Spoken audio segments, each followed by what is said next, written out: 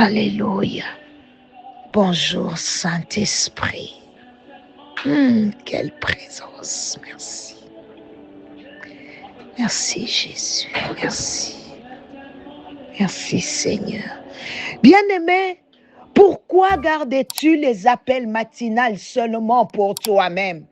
Dieu t'a donné un instrument d'évangélisation, une grâce pour toucher des vies, sauver des âmes, encourager des cœurs, mais tu ne t'en sers plus. Tu sais combien de personnes peuvent être bénies à partir de toi? Toi-même, tu as été béni un jour parce que quelqu'un a pris le temps de t'envoyer un appel matinal, une prière, une parole d'encouragement. Cette personne n'a pas gardé la grâce pour elle seule. Alors pourquoi toi tu gardes cela seulement pour toi? Pendant que toi tu écoutes cette parole ce matin, quelqu'un dans ta famille se réveille sans prière. Quelqu'un parmi tes amis traverse une dépression silencieuse. Quelqu'un dans tes contacts pense même abandonner la vie. Et peut-être qu'un simple partage de ta part pourrait être la réponse de Dieu pour cette personne. Regarde les groupes auxquels tu appartiens. Le Seigneur veut que tu comprennes ceci. Il y a encore des âmes qui pleurent dehors. Il y a encore des vies qui ont besoin d'entendre parler de Jésus. Tu avais pourtant bien commencé. Tu partageais les appels matinaux. Tu postais de versets. Tu parlais de Dieu. Puis tu as arrêté. Pourquoi? Écoute-moi bien. Tu ne le fais pas pour maman Nathalie. Tu le fais pour Dieu. Aujourd'hui, beaucoup de personnes passent plus de temps à publier des photos, des vidéos sur leur statut. Mais jamais un verset biblique. Jamais une parole qui peut relever une âme. Alléluia. Jamais le lien des appels matinales. Où est la part de Dieu dans tout cela? Où est Jésus dans ton statut? Où est l'évangile dans ce que tu publies chaque jour? Alléluia! Nous sommes pressés à poster les photos des anniversaires, à poster les photos des gens que nous aimons, mais lourd pour poster ce qui a trait au royaume. C'est Jésus que nous aimons plus que tout. Alléluia. Bien-aimé, Dieu ne t'a pas béni seulement pour toi-même. Il veut aussi passer par toi pour atteindre d'autres personnes. La Bible dit aujourd'hui, si vous entendez sa voix, n'endurcissez pas vos cœurs. Alors prends une décision ce matin. Que ton téléphone devienne aussi un instrument pour le royaume de Dieu. Que tes réseaux sociaux deviennent une lumière. Que quelqu'un puisse rencontrer Jésus à travers toi. Tu ne sais pas qui sera sauvé simplement parce que tu as partagé l'appel matinal. Tu ne sais pas qui reprendra courage grâce à cet audio, à une vidéo que tu as envoyée de l'appel matinal. Ne garde plus la grâce seulement pour toi. Partage la parole, partage Jésus et laisse Dieu se glorifier à travers ta vie. Que Dieu nous bénisse. Que celui qui a des oreilles pour entendre, entende. Alléluia. Dans Deutéronome 8:2, il est écrit: souviens-toi de tout le chemin que l'Éternel ton Dieu t'a fait faire, afin de t'humilier et de t'éprouver pour savoir quelles étaient les dispositions de ton cœur. Bien-aimé, Dieu est omniscient. Il connaît déjà tout.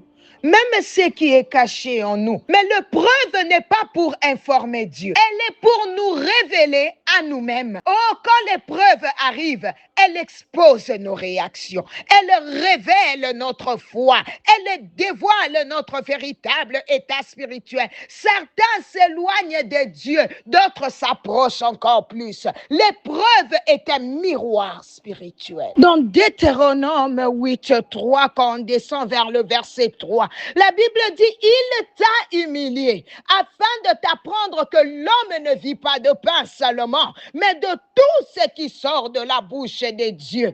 Alléluia. Oh, je suis venu dire à quelqu'un, même si tu passes par le désert, ta vie ne dépend pas de ce que tu vois. Ta vie dépend de ce que Dieu dit. Si tu refuses la leçon, tu passes à côté du message. Mais si tu t'humilies, la révélation vient, la compréhension s'ouvre, la transformation commence. Alléluia. Oh, dans l'épreuve, tu deviens comme un arbre. Tu vas puiser dans tes racines. Tu t'appuies sur ta vraie source. Alors la question est simple. Sur quoi t'appuies-tu? Dieu, tes propres forces, les hommes, tes pensées. Attention, c'est confier en l'homme. Ce n'est pas seulement faire confiance aux autres. Oh my God, c'est aussi se faire confiance à soi-même et son Dieu. Oh Dieu de grâce, merci pour ta présence. Bien-aimé, il faut être honnête. Certaines épreuves viennent de Dieu, d'autres viennent de nos choix. Erreur, manque de caractère, désobéissance. Israël a souvent souffert, non pas à cause de Dieu, mais à cause de son attitude. Lâcher la main de Dieu nous conduit toujours à la confusion. Dans le feu, nos fondations sont ébranlées, nos cœurs sont purifiés, nos motivations sont révélées. Le feu de Dieu enlève l'orgueil, brise l'amour propre, produit l'humilité. L'humilité amène la consécration. Comme l'or est purifié, notre vie est sanctifiée. L'épreuve de notre foi est comme un feu. Oh Seigneur, elle le relève si ta maison est sur les sables ou si elle est sur le roc. Quelqu'un est en train de dire, Seigneur Jésus, je fais de toi le roc de ma vie. Je fais de toi le roc. Oui, fais de lui le roc de ta vie. La fondation de ta vie. Alléluia. Oh, humilie-toi. S'humilier, ce n'est pas juste parler.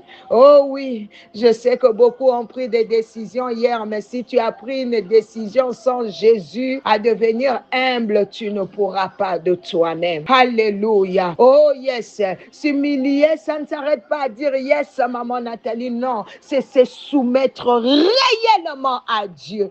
Dans Psaume 51, 19, la Bible dit un cœur brisé et contrit. Oh Dieu, tu ne le dédaignes pas. Tant qu'il n'y a pas une vraie humilité, il n'y a pas de transformation durable. Bien-aimé, apprends à t'humilier. Abandonne le contrôle. Laisse Dieu agir. Accepte sa volonté. Oh my God.